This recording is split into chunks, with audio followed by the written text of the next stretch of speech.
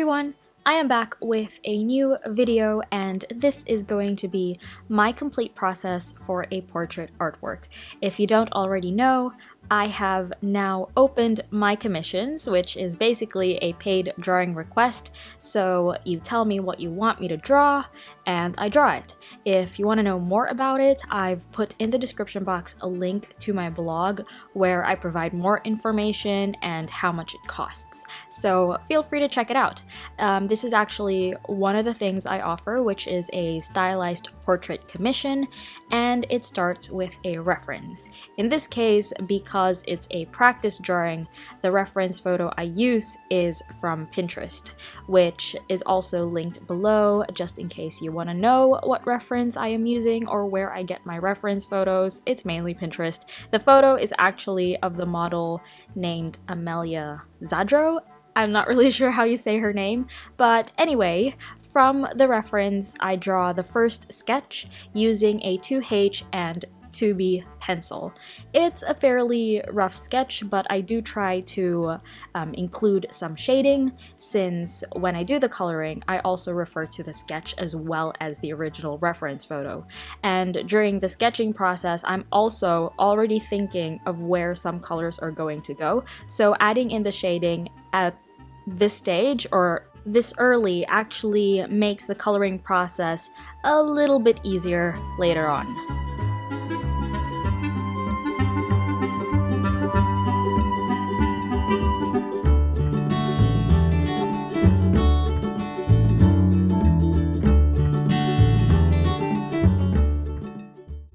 So after the sketch, I will transfer the rough sketch onto the watercolor paper, which is a Canson Montval 200 GSM paper.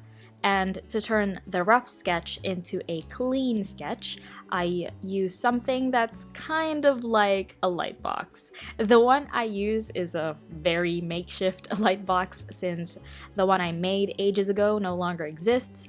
I've actually been meaning to create a new one, but I kind of got lazy since this arrangement works anyway. Therefore, I felt like I didn't really need to make one. Anyway, basically, this makeshift light box is a frame that I bought from the thrift store, and it's a fairly deep frame, which I am able to put my phone underneath with the flashlight on.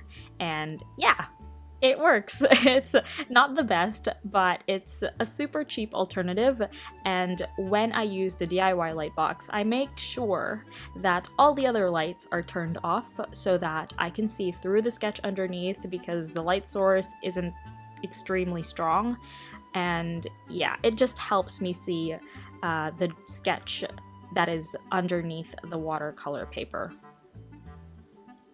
So I trace the rough sketch onto the watercolor paper with a 2H pencil so that the clean sketch is really light. Since I'll be using watercolors and I don't plan on erasing the pencil marks in the end, I try to make sure that the clean sketch is super faint. And this is to prevent the watercolors from smudging the pencil marks and making the artwork look dirty. So as you can see, even my camera can't pick up the sketch that well because it is super faint. After I have done the sketching part of the process, I begin to prepare the watercolors and the materials that I'm going to use to color the portrait. I'm currently using the Koh-I-Noor watercolor disc set, and the other palette that you see me use in this video has Art Spectrum and Reeves gouache, but I mainly just use it as a mixing palette for the watercolors, although I would also sometimes use some colors in that palette, especially when I'm having trouble getting the right color with the watercolors, if that makes sense. Since I'm trying to use the same colors from the reference photo or similar colors, there's a lot of mixing of colors that I have to do. With this particular drawing though, I changed some colors because it's a stylized portrait and I am much happier with the color choice in this drawing because it ended up looking more cohesive compared to the reference photo, in my opinion. I do like how the colors work together and how they look individually as well, so I'm pretty happy with that. And yeah, so I also taped down the paper on a cutting mat since it prevents the paper from buckling too much. You can tape it to a board or a glass surface or something that just wouldn't buckle when it gets wet. Normally, I would also stretch the paper before I tape it down, but this one's a fairly small paper, so I didn't think I needed to stretch it, and luckily the paper didn't buckle. And it also helps that I've been using watercolors for some time now, because then I'm able to determine whether or not I need to stretch the paper, especially if I know how much water I'm going to use as well as how I'm going to go about the painting. Because before, I would normally use way too much water and the paper would buckle. Therefore, I always had to stretch my paper beforehand just because I didn't really know how to use the watercolors when I was just starting out. Whereas this time, I at least have a vague idea of how I'm going to do the shading, for example, for the face, and I also have an idea of the effects I want to create. And yeah, I just think this has developed through practicing and trying different methods and failing a couple of times, since it just makes me more and more confident in how I use my medium, and it also allows me to get to know the medium a lot better. So in between layers or whilst letting the layer dry, I try to mix the colors before starting on another section or layer. I also make sure that I have enough of that mixture so that it doesn't run out, especially of that particular color. But then again, I personally don't mind if I have to mix colors in the middle of the painting, or if the new mixture doesn't look exactly like the previous color I mixed. Sometimes this can add interest to the painting, but of course that depends on whether or not that's really what you're going for. Since the way I use watercolors is fairly splotchy, this can be used to my advantage, but if you prefer smooth, flat washes with watercolors, then mixing your colors before painting is probably the best method. I also work in layers when doing the shading, and the drying time for each layer depends on the style I'm going for, or the effect I want to create. So sometimes I'll wait for a layer to dry completely before adding the next layer. Other times, I'll add a new layer or color when the layer underneath is still wet or damp. Then there are other times where accidents happen, where I think a layer is already dry and then I add a new layer, but it turns out that the previous layer is actually still damp and the paint would bleed. Sometimes this isn't what I want to happen, but sometimes the result can be interesting and I would end up liking it. And I guess that's just the magic of watercolors.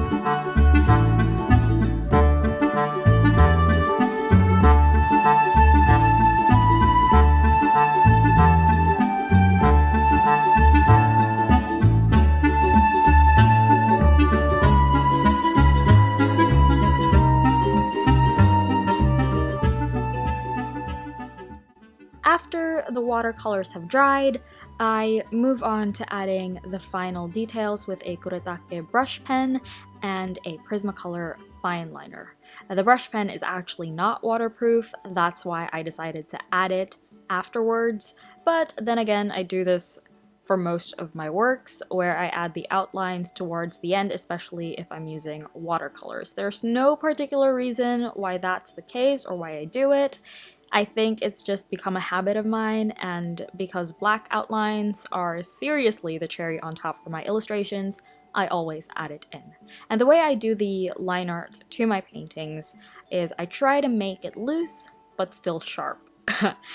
I don't really know if that makes sense, but I still take my time with the most important details, like the eyes and the outline of the face, but then I'd add a lot of unnecessary marks on the illustration, especially around the face. For example, I add the circles on the cheeks or lines on the forehead, stuff like that. There's really no use of those lines other than I really like the look of them, so I just add those in. It makes the process fun, but I do try not to overdo it, which can be a lot easier to do.